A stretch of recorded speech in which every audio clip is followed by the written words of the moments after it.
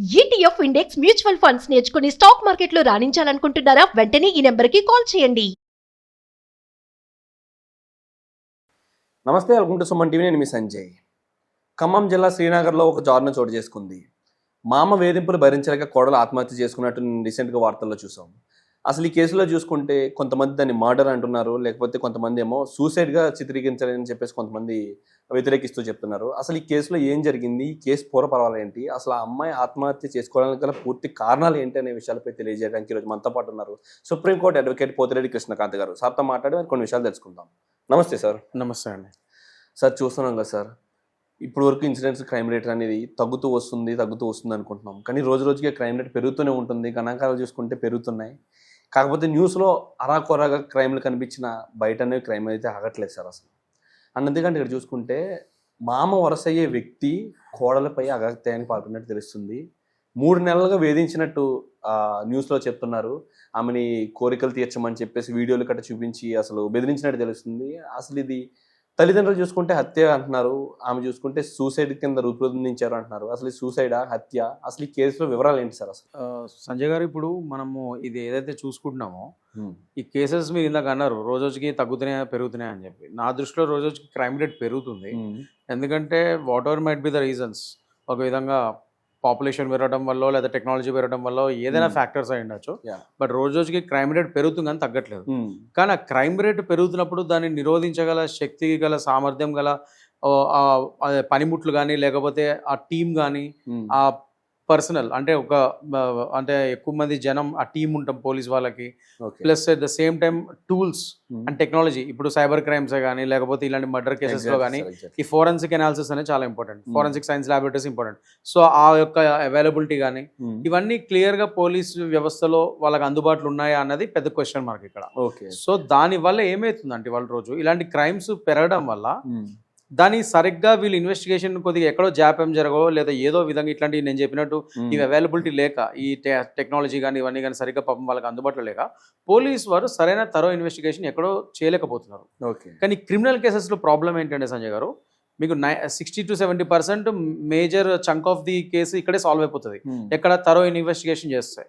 ఇదివరకు కూడా చాలా ఛానల్స్ చెప్పడం జరిగింది, చాలా డిబేట్స్ కూడా చెప్పాను నేను. ఏంటంటే ఈ మేజర్ క్రిమినల్ కేసెస్లో కానీ ఎక్కడైనా కానీ ఈ 60 to 70% of the case police వారు తరో ఇన్వెస్టిగేషన్ చేసి ఇక్కడే సాల్వ్ అయిపోతుంది. దాని తర్వాత వీళ్ళు ఛార్జ్ షీట్ ఫైల్ చేసి కోర్టుకి ట్రయల్కి వెళ్ళినప్పుడు అప్పుడు మా లాంటి లాయర్స్ చూసుకుంటాం.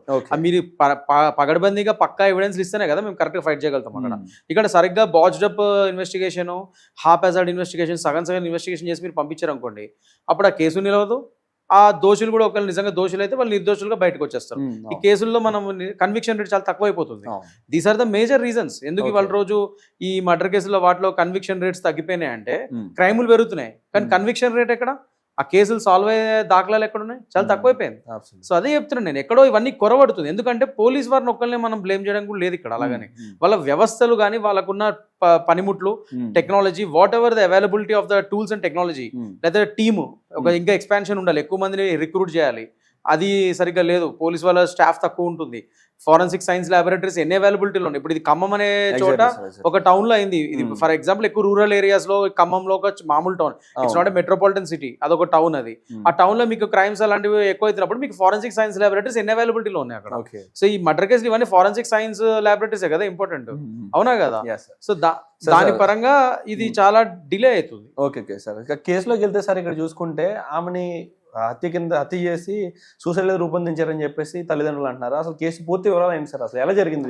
First and foremost thing Sanjay గారు, ఇప్పుడు ఈ ఒక కోడలు వరుస ఉన్న ఆమెని అతను మామ చేసిన ఈ జుగుప్సాపరమైన పనికి ఇమీడియట్ గా వాళ్ళ తల్లిదండ్రులకు ఒకవేళ ఇది విషయం తెలిసి ఉంటే అమ్మాయి వాళ్ళ తల్లిదండ్రులకి ఇమీడియట్ గా ఫస్ట్ వాళ్ళు పోలీస్ వారిని అప్రోచ్ అయ్యి ఇమీడియట్ గా అతని మీద ఎఫ్ఐఆర్ ఫైల్ చేపించి తగు జాగ్రత్తలు తీసుకొని ఉంటే ఈ పార్టీకి ఇది అవ్వలేదు, ఈ ట్రాజడీ అయ్యేది కాదు.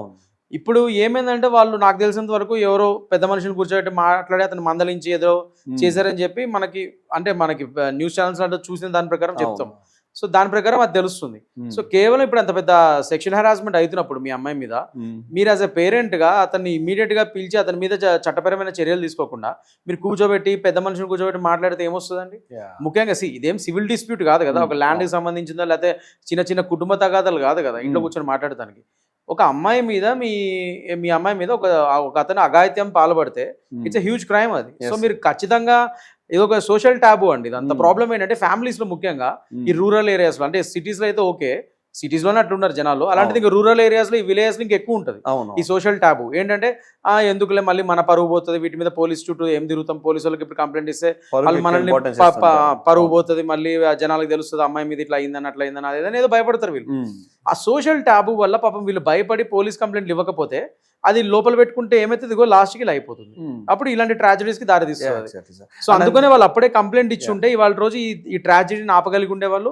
అతనికి చట్టపరంగా ఒక నిజంగా అతను ఏమైనా తప్పు చేస్తుంటే శిక్ష పడేది అప్పుడే, ఇవన్నీ అయ్యి ఉండేవి. Exactly sir. అండ్ ఇక్కడ చూసుకుంటే సార్ ఆమె ఎడ్యుకేటెడ్ పర్సన్, అక్కడ అంతేకాకుండా తను వచ్చేసి ఆ వ్యక్తి వచ్చేసి 3 నెలల నుంచి ఆమె నివేదిస్తున్నట్టు తెలుస్తుంది. ఈమె సూసైడ్ చేసుకున్నట్టు చిత్రీకరిస్తున్నట్టు అంటున్నారు అని చెప్పేసి తల్లిదండ్రులు అంటున్నారు. ఇది సూసైడా లేకపోతే మర్డర్ అంటారా? ఏ విధంగా చూడొచ్చు? అది పోలీస్ వాళ్ళు ఇన్వెస్టిగేషన్ చేస్తే వాళ్ళు తేల్చాల్సిన విషయం. నేను చెప్పినట్టు ఇందాక ఇది సూసైడ్, ఇప్పుడు సూసైడ్ అయినా మర్డర్ అయినా ఏదైనా కానీ వీళ్ళు ఇప్పుడు ఆ శాంపుల్స్ అన్ని కరెక్ట్ గా, ఫస్ట్ ఆఫ్ ఆల్ అది క్రైమ్ సీన్ ఏదైతుందో దాన్ని కంటామినేట్ చేయకుండా చాలా జాగ్రత్తలు పాటిస్తూ ఆ ఎవిడెన్సెస్ ఏమైనా బ్లడ్ మార్కలు కానీ, ఇప్పుడు అతను ఎవరైనా వచ్చి నిజంగానే అనుకున్న అలిగేషన్స్ ప్రకారం ఎవరో చంపారనుకున్నామని బ్లడ్ స్టెయిన్స్ ఏమైనా ఉన్నాయా, లేదా వాళ్ళ యొక్క ఆనవాళ్ళు వెంట్రుకలు కానీ అవి కానీ చాలా ఉంటాయి ఎలిమెంట్స్, అలాంటివి ఏమైనా దొరికాయి అనుకోండి, దాన్ని అవన్నీ ఫారెన్సిక్ సైన్స్ ల్యాబ్స్ కి పంపించి FSL కి వాటి రిపోర్ట్స్ కోసం వెయిట్ చేసి అందులో నిజంగా వేరే మూడో వ్యక్తి ఏమైనా కనబడితే ఆనవాళ్ళు, సో దాని పరంగా ఇన్వెస్టిగేషన్ చేసే ఛాన్స్ ఉంటే అప్పుడు నిజంగా మర్డర్ అయ్యే ఛాన్సెస్ ఉన్న కోణం కనబడుతుంది అక్కడ.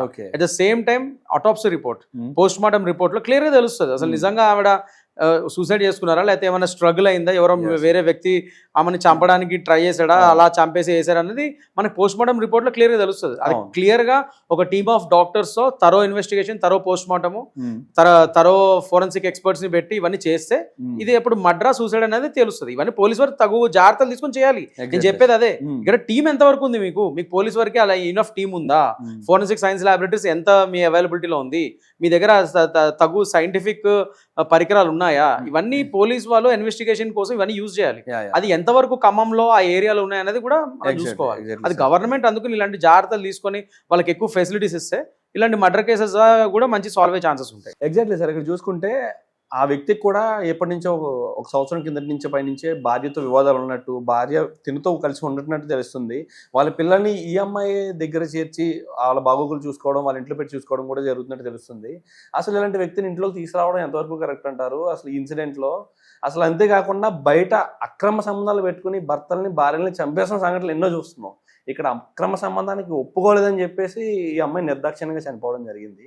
దీన్ని ఎలా చూడొచ్చు అంటారు? ఆ వ్యక్తిపై ఎలాంటి యాక్షన్స్ ఉంటాయి అంటారు? ఫస్ట్ అండ్ ఫార్మోస్ట్ థింగ్, అతను ఇట్లా సెక్షువల్ హెరాస్మెంట్ చేసి ఆమెను బెదిరించి, ఒకవేళ నిజంగా మీరు అన్నట్టు ఏదో ఫొటోస్ మార్ఫ్ చేసి బెదిరించారు, బ్లాక్మెయిల్ చేశారంటే ఆయన మీద blackmail section, extortion section, sexual harassment ఇవన్నీ కేసెస్ పెట్టొచ్చు ఆయన మీద.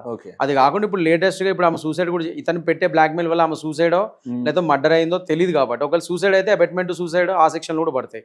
ఒక సూసైడ్ అని నిర్ధారితం అయితే నేను చెప్పినట్టు ఆ ఇన్వెస్టిగేషన్ లో తేలితే, లేదు మర్డర్ అని తెలియదు అనుకోండి, ఖచ్చితంగా మర్డర్ కేసు, మర్డర్ సెక్షన్స్ పడతాయి ఆయన మీద. చాలా సివియర్ పనిష్మెంట్స్ ఉంటాయి. ఇప్పుడు IT యాక్ట్ కింద కూడా ఇప్పుడు ఆయన ఫోటోలు వీడియోలు ఏమైనా ఉంటే IT యాక్ట్ పడుతుంది అతని మీద, అది బయట పెడతాను అది దాన్ని బెదిరించాడు కాబట్టి ఒకవేళ నిజమైతుంది. వాయరిజం IT యాక్ట్ 2000 IPC సెక్షన్లు ఇప్పుడు BNS కాబట్టి ఈ sexual harassment, criminal intimidation, blackmail, extortion ఇవన్నీ BNS సెక్షన్స్ పడతాయి IPC ఒకప్పుడు. And at the same time ఇప్పుడు ఒకవేళ మర్డర్ అయితే మాత్రం ఇంకా సివియర్గా అబెట్మెంట్ సూసైడ్ కూడా అది BNS అది పడుతుంది IPC. At the same time ఒకవేళ మర్డర్ అని తేలితే మాత్రం ఖచ్చితంగా చాలా కఠినమైన శిక్షలు వస్తాయి. ఒకవేళ మర్డర్ అని తేలితే మాత్రం తప్పకుండా యావజ్జీవ కారాగార శిక్ష పడే ఛాన్స్ ఉంటాయి. Absolutely sir. Thank you sir. Thank you very much sir.